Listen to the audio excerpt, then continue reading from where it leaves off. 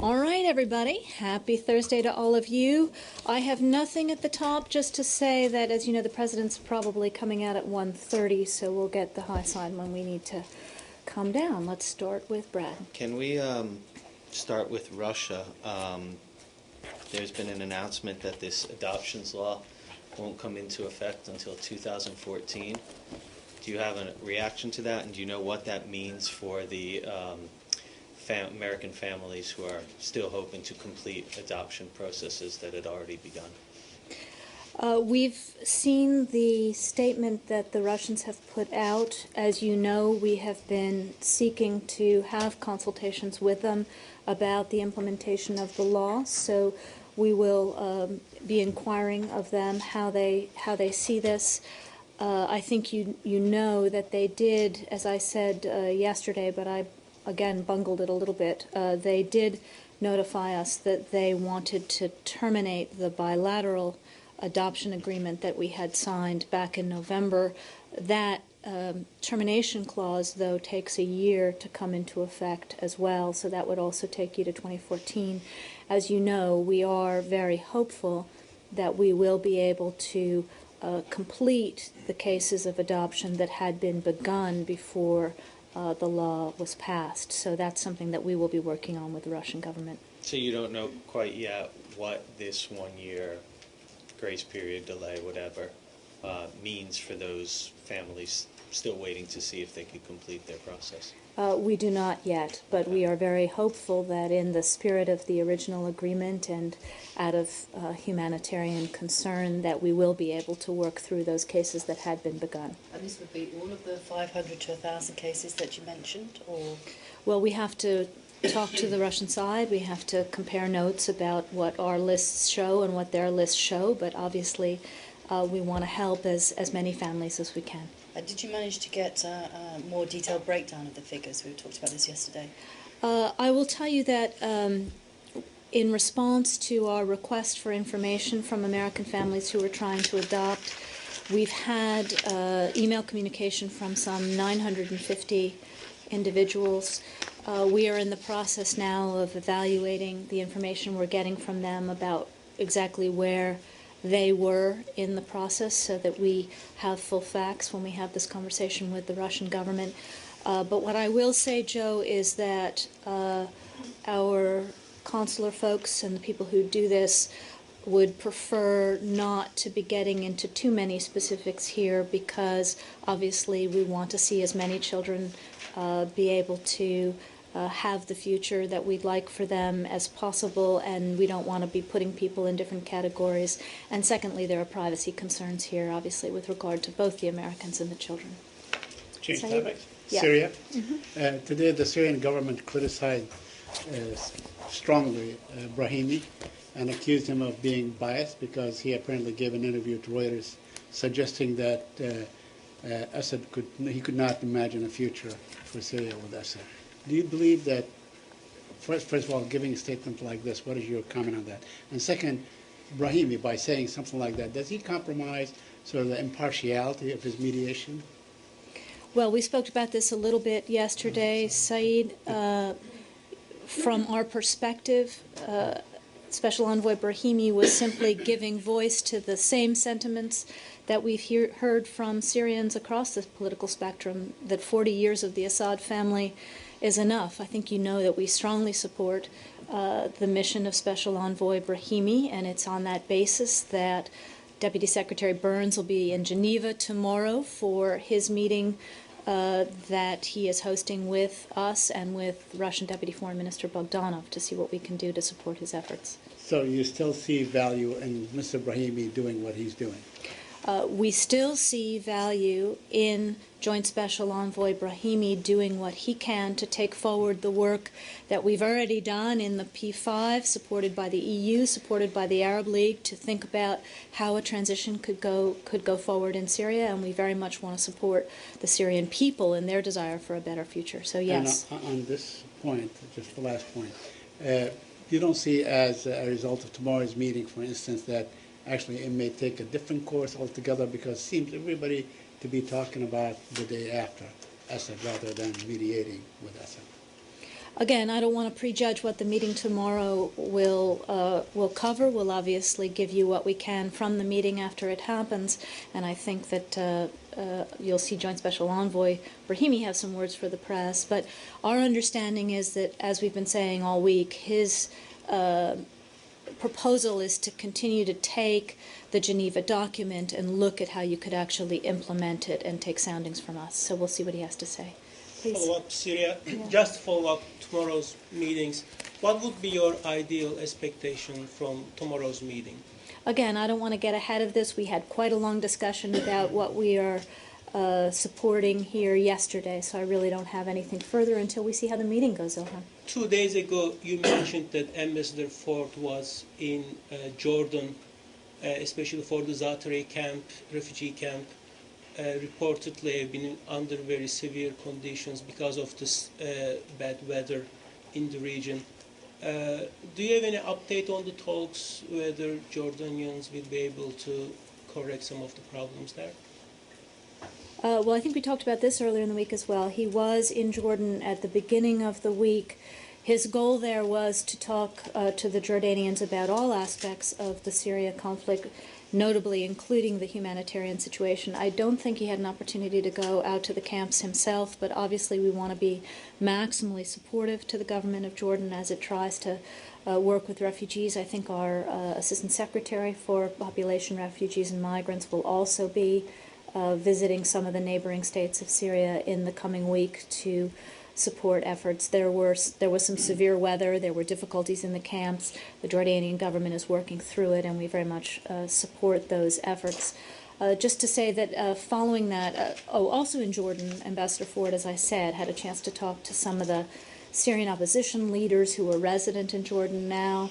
He then, as you may know, Ilhan, went on to Istanbul and also had meetings with Syrian opposition who are currently based in Istanbul, both on the political side, and he also saw some of the Free Syrian Army representatives there in an effort, again, to support a political transition process, to understand their needs.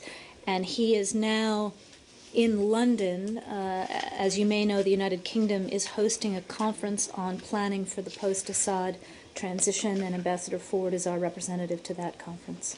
One of the developments in Syria, it looks like the rebels ran over one of the largest air base in Taftanaz, north of Idlib. Would you be able to confirm the developments, or how do you view that? Well, our understanding is that the armed opposition has launched a pretty sizable offensive at Taftanaz, the main air base in the north in Idlib. The loss of the airbase to the regime would certainly be a significant blow to the Assad regime's ability to resupply its forces in the north. The fighting is obviously continuing there, but it speaks to the armed opposition's growing strength and also the priority that it's now placing on trying to ground Assad's air force, because obviously the aerial bombing is what's most lethal and scary for civilians. Are you considering any kind of change of policy to support this changing dynamics of the fight currently? We continue to support the opposition through non-lethal assistance only. Can I move to Turkey, please? Can we just still tangentially on Syria? Yeah. Are you aware of this? The Palestinian President Mahmoud Abbas said that he rejected an Israeli offer to have refugees, Palestinian refugees in Syria, come to the West Bank or Gaza. Were you aware of this apparent offer that was floated? I don't have anything on conversations that we may have had with the Palestinians. As you know, there was a period about 2 weeks ago where the fighting within Syria went right through Palestinian neighborhoods and some of the camps outside of Damascus, and a number of refugee families got caught in the crossfire, and it increased the refugee flows both north and south. But the question of whether they would go to the Palestinian territories was not something I was aware of. I think we were focused primarily on direct neighbors there. Do you think that would be a viable solution, to have some relocate to the West Bank or Gaza? Or would that complicate peace talks, considering the right of return issues and other things. Well, obviously, if you were going to go in that direction, it would have to be something that was supported by the Palestinian Authority and that Israel was prepared to facilitate. I just don't want to get into a hypothetical there. Just a clarification on this point, Yeah. Victoria.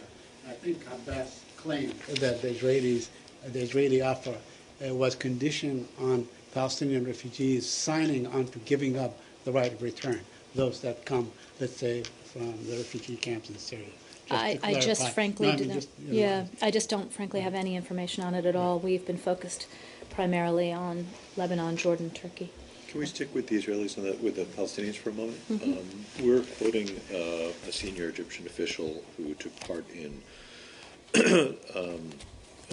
talks with both Palestinian Authority and Hamas officials as saying that the two Palestinian factions have agreed to revive their unity plans. Successive American administrations have not been very enthusiastic about the idea of Hamas-PA cooperation or unity. Do you have any reaction to this? Do you want to see that happen? Well, I don't think our position on any of this has changed, Arshad. With regard to what happened in Cairo, we're going to judge the outcome on what actually happens, not on what is said, because we've obviously seen this movie a number of times before. From our perspective, Mahmoud Abbas remains the president of the Palestinian Authority. Salam Fayyad remains the prime minister. We're going to continue working with them on our shared goals. We've been very clear on the principles that have to guide the Palestinian government and any reconciliation if they want Hamas to play a role in any future government. Any Palestinian government must unambiguously and explicitly commit to nonviolence, recognition of the State of Israel, and acceptance of previous agreements and obligations between the parties, including the roadmap. Obviously, President Abbas has done all of those things. May I ask you about the, can I change topic? Just on for Saeed on this? Right, Yeah. just very quickly. Yesterday, I listened to a former American diplomat, Ambassador Kurtzer, who suggested that viability of the Palestinian state does not preclude the spread of settlements, including in E1.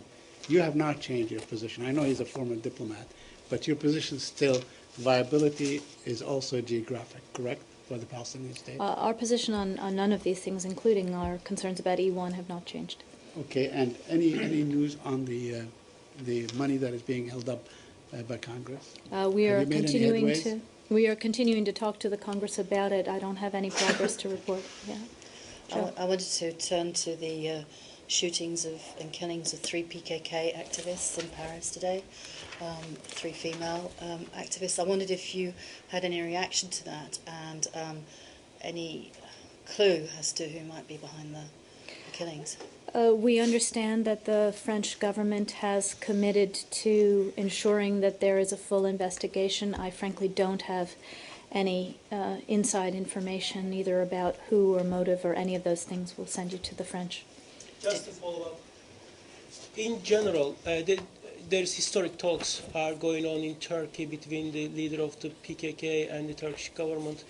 What's your general view, stance regarding these talks? Well, we have been clear for some time, as you know, Ilham, that we want to see the Turkish government work through the issues that it has with the Kurdish population. We think the talks in general are a positive development. We encourage Turkey to tackle its domestic terrorist issues from multiple angles, taking a broad approach, including engaging with the Kurds and other marginalized communities. Has the Turkish government reached out to you and asked any kind of help regarding these talks? They have, in general, kept us apprised. As you know, we stand with Turkey in its fight against the PKK. We maintain our support for them on those issues, and we're always interested in any progress that they're making. And finally, apart from you already stated, there is another advice would you be willing to extend Turkish government? Obviously, we are open to hearing from them on any support that they're interested in from us. Change topic? Yeah. Does the U.S. government have a position on whether Great Britain should remain in the European Union? Well, I think you know that Assistant Secretary Gordon had a press conference in the UK yesterday where he made some comments along these lines. Let me just reiterate what he said. First and foremost, that the UK's relationship with the European Union is obviously a question for the British people and the British government to make. You know how important our relationship with the UK is. We call it our special relationship.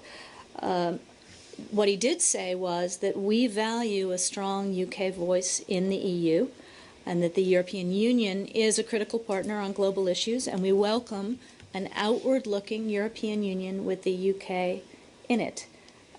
Interestingly, the Cameron government re-quoted that line and said after Assistant Secretary Gordon had said it, and so do we.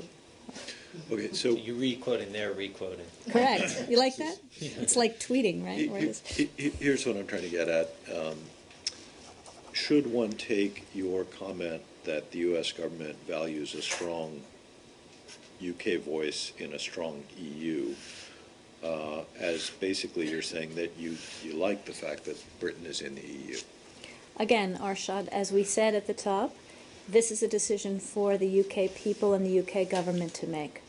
But to say it again, we welcome an outward-looking EU with a strong UK voice in it. I've been asked to ask you one more on this. Forgive me. Is that line that you value a strong UK voice in a strong EU?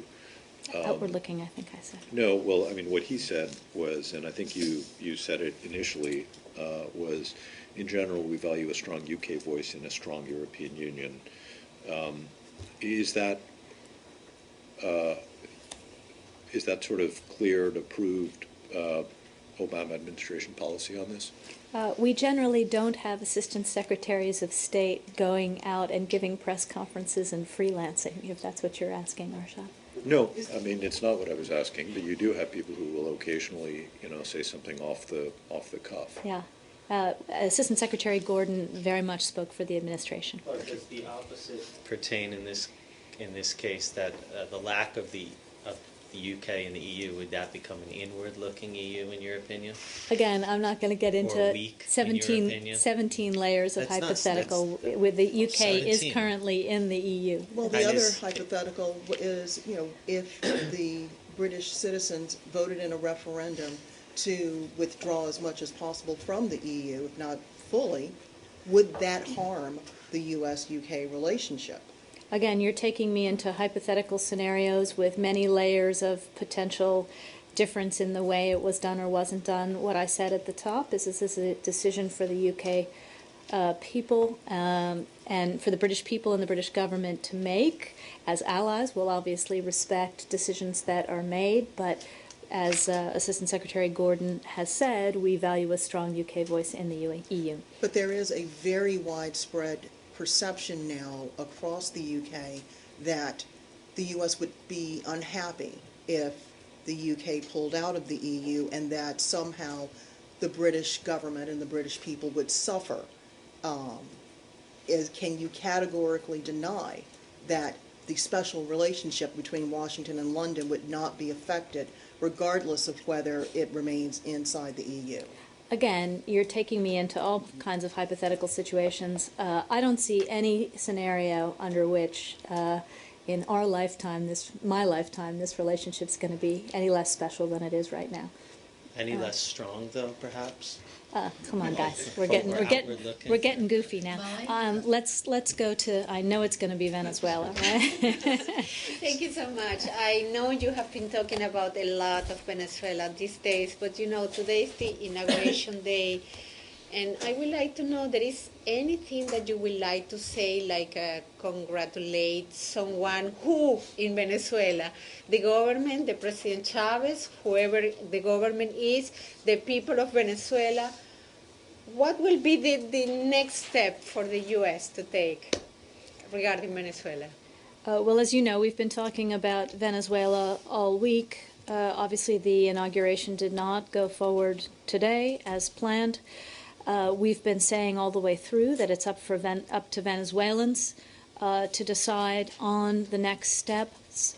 And, particularly our interest here is that this is a broad-based, consensual path forward, and that whatever transition takes place, one way or the other, that it be the product of decisions and actions by Venezuelans themselves, that it be transparent, that it be clear, that it be democratic. So beyond that, we are, like everybody, waiting to see what the next step will be.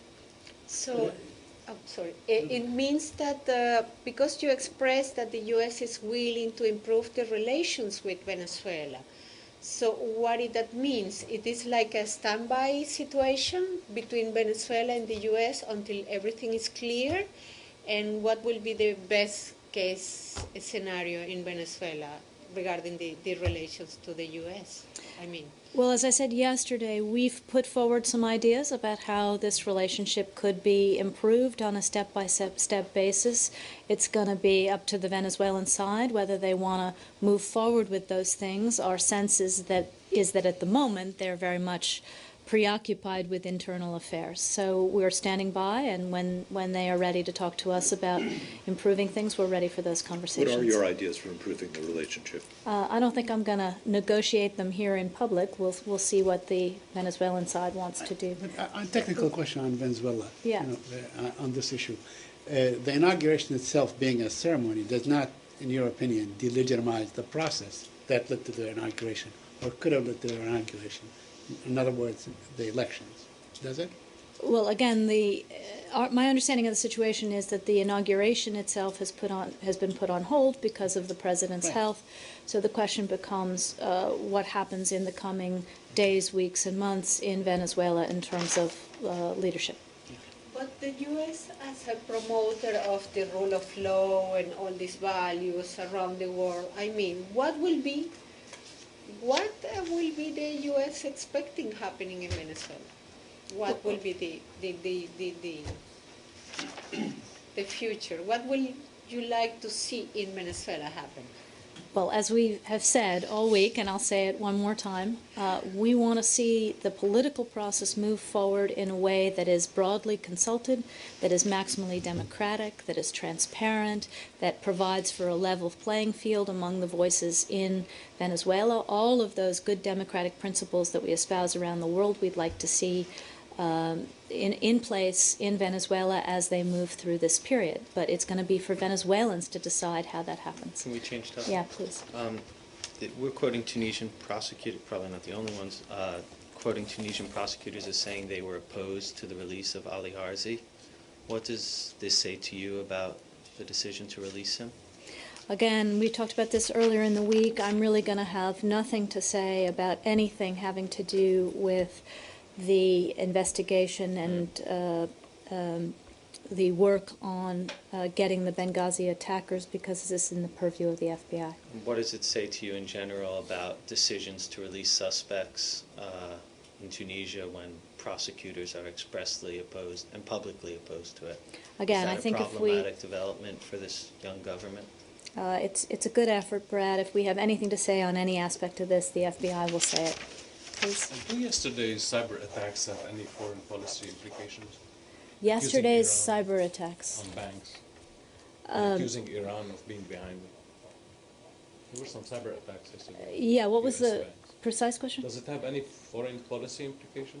Accusing Iran and so forth. Well, obviously, it's further to Iran's efforts around the world in destabilizing behavior. But beyond that, I think the statements, I think it was Treasury that spoke on this, right, speak for all of us. Yeah. Can I go to Mali, please? Yes. There's been renewed fighting in northern Mali, and today we're being told that one of the government towns in the centre of the country, Kona, has been seized by the rebels. EU representative, Special Representative, High Representative Catherine Ashton came out and said this shows that the need for a force in northern Mali is now urgent. And I wondered what the United States position was on that. Well, certainly on the ground situation, we've seen a number of conflicting reports, both about the village of Kona, which is along the front line. Also, there were reports that the Malian army had recaptured Douentza. Those are not confirmed either. Look, we've considered this situation in Mali urgent for a number of months now, and we are eager to see the swiftest possible implementation of UN Security Council Resolution 2085. That requires a number of steps. We need to come to closure on the funding mechanism. We need to have more clarity, as we are waiting on from ECOWAS with regard to its concept of operation for this force. As you know, the European Union is also going to support increased training of the Malian military. We're very much supportive of that, and we're prepared to work with the EU on all of that. We want to see all of these things implemented as quickly as possible. There's some rumours that there's dispute going on between ECOWAS and African Union now about the makeup of this force. Is that something that you're aware about, that you can speak to? I don't have any details here. I think there has been a question about which nations might be able to contribute. There are a number of African countries that are tied down in other peacekeeping missions. This is also tied to the funding mechanism. Countries that are going to contribute need to know that they're going to be supported over the long term. So these are some of the issues that still need to be worked through, both in an African context and within the UN context. And where are we time-wise at the UN on actually getting this pulled together and some kind of fruition on a force being agreed on? Well, again, under UN Security Council 2085, we had a broad agreement subject to more information coming forward from ECOWAS and the forces with regard to the concept of operation, the rules of engagement, all that stuff. So we're waiting for that on the African side, and we're still having a conversation about in New York, as I understand it, and you can check with your folks in New York on exactly how the funding mechanism would work. So we are trying to light a fire under everybody wherever we find them, because it is urgent. Jill? I'm sorry, I missed the top of your briefing. So let's do it again. I'd love to. Instant replay. But on Afghanistan, I'm sure you were asked about President Karzai's visit? Question mark? No? We have not talked about Afghanistan. We didn't talk about Afghanistan either. Okay, well, we knew you were coming, Jill. Okay, so good that I can start. Can you tell us what's going to happen this afternoon and in this evening? And can you also give us a state of play on reconciliation, talking with the Taliban, peace agreements, etc.? Well, this late afternoon, this evening, as you know, the Secretary will host President Karzai here in the department. She'll have her own meeting with him, and then she's going to host a working dinner. Defense Secretary Panetta is going to be here, National Security Advisor Donnellan, and she's obviously very much looking forward to seeing President Karzai. And then, as you know, he'll be at the White House tomorrow, as Ben Rhodes outlined. Here at the State Department, we think a full range of issues are going to be discussed. Obviously, aspects of the security transition, the elections in 2014 and preparing for them, the economic transition, regional integration, support for the Afghan reconciliation efforts. Those will all be central themes in the discussions this evening. With regard to where we are precisely on reconciliation, I think we are looking forward to hearing from President Karzai how he sees things. As you know, we have had some modest steps forward in recent months, including a commitment by Pakistan to support Afghan reconciliation. Some of the work we've been doing in the core group, U.S., Afghanistan, Pakistan, to pave the way and ease the conditions for those Taliban who might need safe passage to go have conversations. As we've discussed here, we also had some Track 2 discussions, Afghans and Taliban in Paris, about a month and a half ago that could potentially be built on. So I think first and foremost we want to hear from President Karzai what he sees as the next steps and take it from there. So we'll probably have. I'm expecting you'll hear more about that aspect after the discussions here, but as importantly, the discussions tomorrow at the White House with the president. And I think the two presidents will have a press conference tomorrow afternoon.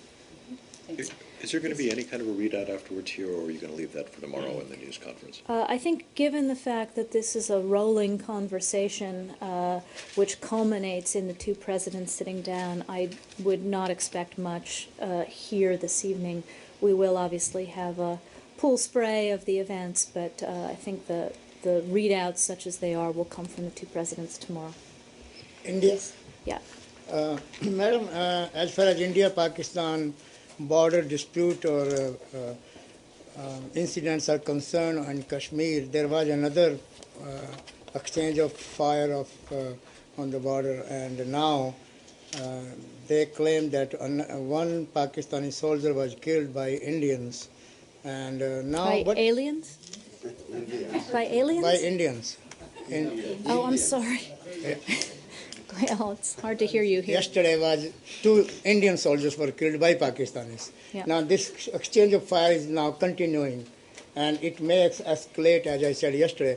What I'm asking now, what Indians are saying, if you remember Hafiz Saeed, who was the mastermind behind Mumbai attack, who killed 6 Americans and 160 Indians in Mumbai, he was on the border, brought by the Pakistani military, and this is what the incident took place there, and LET or Hafiz Saeed behind, along with the Pakistan military. What I'm asking you, where is leading this all exchange of fires and incidents, and little by little, because India and Pakistan were on the verge of having good relations, exchange of economic and trade relations, and also recently last week, India hosted the Pakistani cricket team inside India.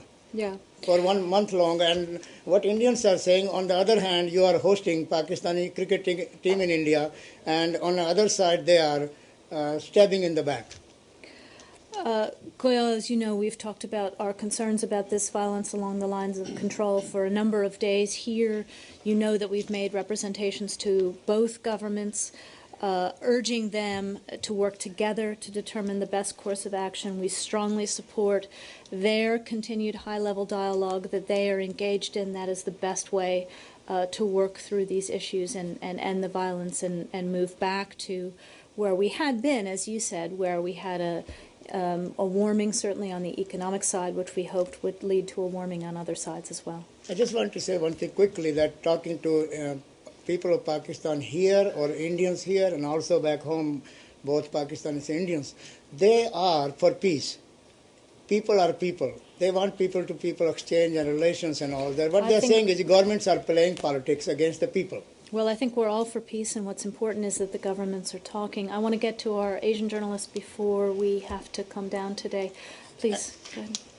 Guys, either one of you. Yeah, Secretary had a meeting with the Chinese Vice Foreign Minister. I think it just ended a little while ago. I'm wondering what you can tell us about that, specifically if Senkaku was discussed. Frankly, I don't have a readout yet, and it was less of a...